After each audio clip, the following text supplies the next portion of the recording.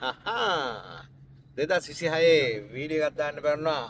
ඉතින් මම මුලින්ම කතා කරන්න ආවේ කටාරවල ඔයා රැකියාවක් කරලා අවුරුදු 5කට පස්සේ එහෙම නැත්නම් අවුරුදු 2කට පස්සේ රැකියාව මාරු කරන්න හදනවා නම් කොහොමද මාරු කරගන්න පුළුවන් කියන එක සම්බන්ධව පොඩ්ඩක් ඔයාලා විස්තර ටිකක් දෙන්න කතා කරන්න ආවේ.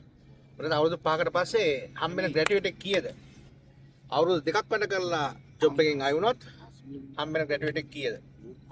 අනේ ඒ ගැන පොඩ්ඩක් ඔයාලට ෂෙයා කරගන්නයි ආවේ.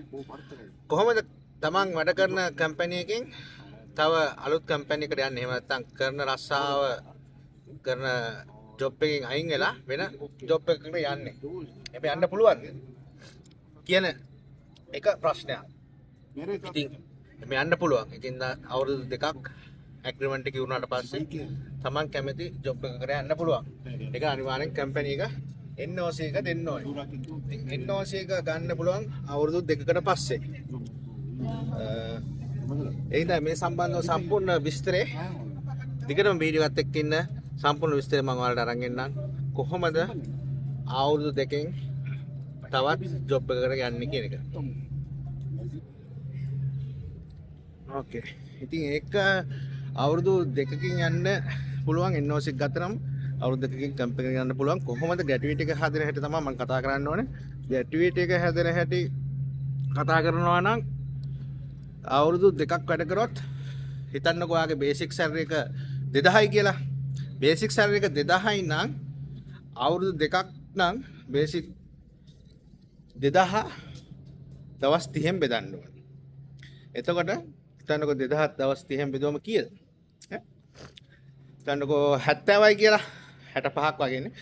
70යි කියනකෝ 70 නම් ඒ තමයි ඔයාට දවසකට හම්බෙන ගාණ. ඒක වැඩි කරන්න ඕන දවස් 21කින්. 70 වැඩි කිරීම දවස් 21. අවුරුදු 2කට වැඩි අඩු නම් දවස් 21කින් තමයි ඒක වැඩ කරන්න 70. ඒ කියන්නේ බේසික් සැලරි එක බෙදීම 30. ඒ එන ගාණ දවස් 21කින් වැඩි කරාම අවුරුද්දට එනවා. ඒතර අවුරුදු 2ක් නම් ඒ අවුරුද්දට එන ගාණ දෙකකින් වැඩි කරන්න ඕනේ. මම ස්ක්‍රීන් එකේ යටින් දාන්න.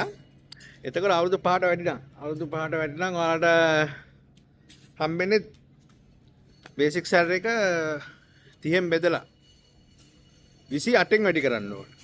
අවුරුදු 5කට වැඩි නම් අනිවාර්යෙන් 30න් බෙදලා එන ගාණ 28න් වැඩි කරලා ගන්න පුළුවන්. ඔය සම්බන්ධව තමයි මම අද වීඩියෝ කරන් ආවේ. ඉතින් NOC එක අනිවාර්යෙන්ම අවුරුදු 2කින් පස්සේ ඔයාලට යන කම්පැනි එකේ ඔෆර් ලෙටර් එක අරන් ආවොත් අනිවාර්යෙන් NOC එක දැන් කටාර් රූල් එක අනුව දෙන්න ඕනේ.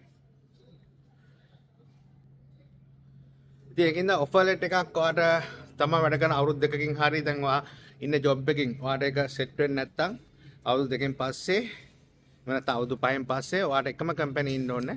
ඔයාට යන්න පුළුවන් මේ වෙන කම්පැනි එකට. ඉතින්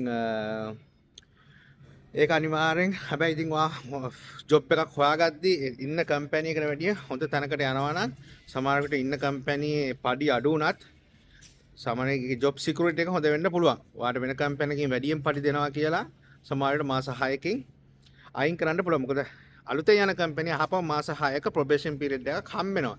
ඉතින් ඒ මාස 6 ඇතුළත යාලට ඕනම වෙලාවක ඔයාව ටර්මිනේට් කරන්න පුළුවන්. ඉතින් ඒකට අපිට විරුද්ධව මුකුත් කරන්න බෑ. හැබැයි මාස 6 ඉවරලා වගේ පර්ෆෝමන්ස් හොඳ නම් අලුත් කම්පැනි ඔයාට කන්ටිනියු කරන්න පුළුවන්. මොකද ඒ කම්පැනි ඇග්‍රීමන්ට් එක අනුව. ඉතින් මොනවා වුණත් මම කියන්නේ දැන් කටාල් වල තමන්ගේ ජොබ් එක අවුරුදු 2කින් පස්සේ අනිවාර්යෙන් මාරු කරගන්න පුළුවන්. හැබැයි ඔෆර් ලෙටර් එකක් ඕනේ. අනේ ඔයාට අනිත් කම්පැනියෙන් තමන් යන අලුත් කම්පැනියෙන් හම්බෙන අලුතෙන් හම්බෙන කම්පැනියේ ඔෆර් ලෙටර් එක. ඒ කියන්නේ එයාලා ඔෆර් ලෙටර් එකක් දුන්නා නම් බය වෙන්න දෙයක් නෑ. එයාලා නීතියෙන් බෙදලා ඉන්නවා.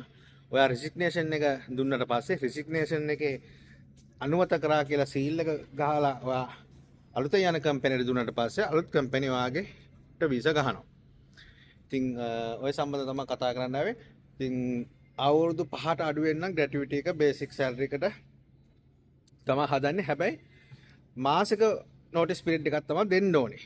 ඒ කියන්නේ තමන් අයින් වෙනවා නම් කම්පැනියට කියනවා නම් මාසෙකට කලින් අවුරුදු 5කට අඩු නම් අවුරුදු 5ට වැඩි නම් අනිවාර්යෙන් මාස දෙකක notice period එකක් දෙන්න ඕනේ. හැබැයි ඔයාට මාස දෙකක notice period එකක් දෙන්න වෙලාව මදි නම් ඒක අලුත් කම්පැනි එකකින් කියනවා නම් මාසයක් ඇතුළත join වෙන්න කියලා. ඔයාට මාසක notice period එකක් දෙන්න පුළුවන්. හැබැයි යාලා අවුරුදු 5ට වැඩි නම් මාසික සැලරි එකක් කපනවා. මාසික සැලරි කියන්නේ full සැලරි එක නෙවෙයි මූලික වැටුව තමයි කපන්නේ. බේසික් සැලරි එක කපනවා. ඉතින් ඔය සම්බන්ධව තමයි මම කියන්න ආවේ 2026 කොහොමද රැකියාවල අලුත්ම අප්ඩේට් එක මම ඔයාලට දාන්න රැකියාවල පඩි තත්ත්වය 2026 කටාරවල